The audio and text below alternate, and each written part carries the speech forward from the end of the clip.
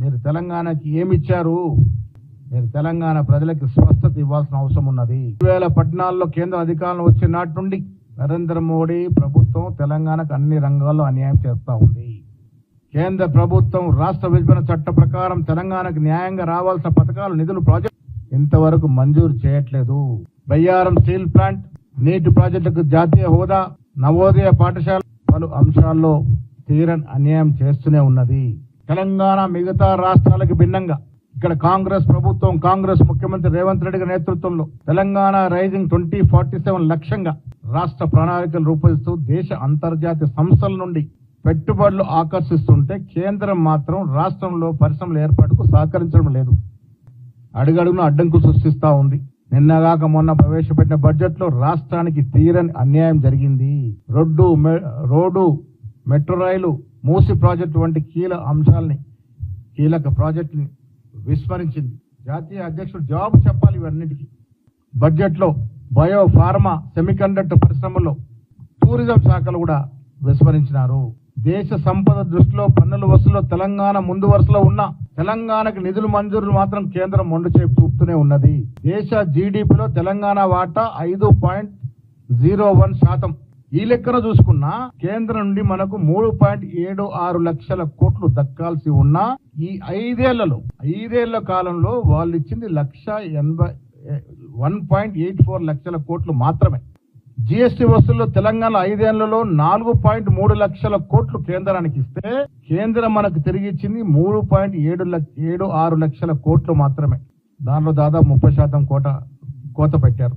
కేంద్రంలో ఉన్నటువంటి బీజేపీ ప్రభుత్వం సమైక్య స్ఫూర్తికి విరుద్ధంగా రాష్ట్రాల మధ్యన సమన్వయంతో కల్పించాల్సినటువంటి కేంద్ర ప్రభుత్వం ఉత్తరాది రాష్ట్రాలకు మాత్రం పెద్దపీట వేస్తూ దక్షిణాది రాష్ట్రాలకు అన్యాయం చేస్తా ఉంది.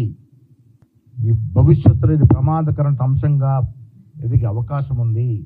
మా తెలంగాణ ప్రజలు కడుతున్న ట్యాక్స్, చెమటొడిచి కష్టపడి కడుతున్న ట్యాక్స్ కేవలం మీ గుజరాత్, ఉత్తరప్రదేశ్, బీహార్ రాష్ట్రాలకు దోషి పెట్టడానిక?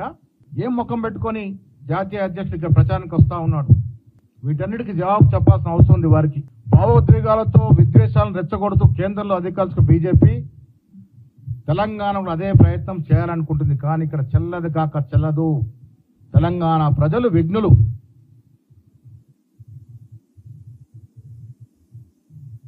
మత వైషమ్యాల్ని అతీతంగా సోదర భావంతో మెలిగే తెలంగాణ ప్రజలు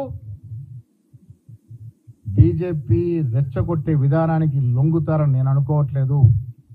ఇది గత ఎన్నికల్లో రుజువైంది. ముఖ్యంగా జూబ్లీస్ ఎన్నికల్లో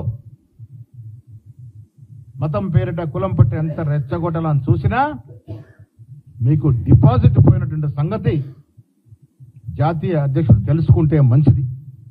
అది కూడా కిషన్ రెడ్డి గారి పార్లమెంట్ స్థానంలో జరిగినటువంటి ఎన్నికల్లో కేంద్రంలో మంత్రివర్గంలో ప్రాతివచ్చిన కిషన్ రెడ్డి పార్లమెంటు స్థానంలో జరిగిన ఎన్నికల్లో డిపాజిట్ పోయిన సంగతి నవీన్ గారు తెలుసుకుంటే మంచిదనే మాట కూడా ఈ సందర్భంగా నేను మనవి చేస్తా ఉన్నా. తెలంగాణలో అత్యధికంగా బీసీలు ఉన్నారు. 56.7% బీసీలున్న ఈ రాష్ట్రానికి మీరు వస్తున్న వేళ తెలంగాణ ప్రభుత్వం రేవంత్ రెడ్డి నేతృత్వంలో 2 చట్టాలు తీసుకొచ్చింది. ఉద్యోగ అవకాశాల కోసం, విద్యా అవకాశాల కోసం 2 చట్టాలని గవర్నర్ ఎందుకు తొక్కిపెట్టిండో నవీన్ గారు జవాబు చెప్పాలి తెలంగాణ బీసీ ప్రజానికానికి. బడుగు బలేని వర్గాలకి బీజేపీ పుట్టుకతోనే వ్యతిరేకము. తనకు తాను బీసీ అని చెప్పుకునే మోడీ తెలంగాణ తీసుకొచ్చిన 2 బీసీ అనుకూల చట్టాలని, ఒక ఆర్డినెన్స్ ని గవర్నర్ వద్ద ఎందుకు పెండింగ్ లో పెట్టినారో అది మొదటగా బీసీ జనానికి జవాబు చెప్పి మీరు ఎన్నికల ప్రచారంలో పాల్గొంటే బాగుంటుందని కూడా ఈ సందర్భంగా మనవి చేస్తా ఉన్నాను. కేంద్రంలో సామాన్యుడికి నిధుల కోత ఏ రకంగా పెడుతుందో ఒక్కసారి అర్థం చేసుకోవాలి. సెంటర్ స్పాన్సర్డ్ స్కీములు 20 ఉంటే 17 స్కీములకి నిధులు కొరత పెట్టారు. అంటే బీదవాడు బ్రతకకూడదా? బీదవాడికి ఫలాలు అందించే ఈ స్కీముల్ని క్రమేణా కోతలు పెడుతూ ఎత్తేసే ప్రయత్నాలు చేస్తా ఉన్నారు. దాంట్లో భాగంగానే మన్రేగాకి నిధులు కోత పెట్టి గాంధీ మాత్రం పేరు తొలగించి దాన్ని ఎత్తేసే ప్రయత్నం చేస్తా ఉన్నారు.